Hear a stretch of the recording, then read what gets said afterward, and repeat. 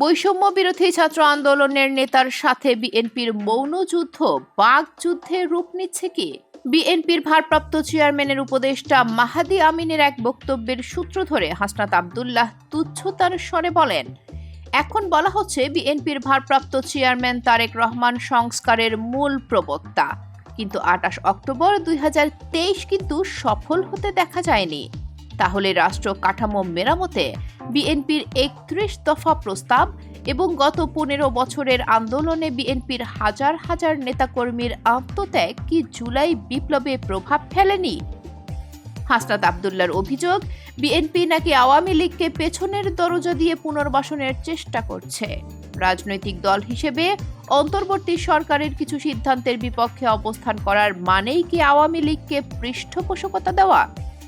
সমালোচনা করা বা সরকারের সঙ্গে একমত না হলেই ট্যাগ দেওয়ার পুরনো অপসংস্কৃতির পথেই কি হাঁটছেন সমন্বয়কেরাও? প্রয়োজনে আবারও শহীদ হওয়ার ঘোষণা দিয়ে হাসনাত কি বিএনপিকে থ্রেট দিতে চাইলেন? আপনার মতামত কি?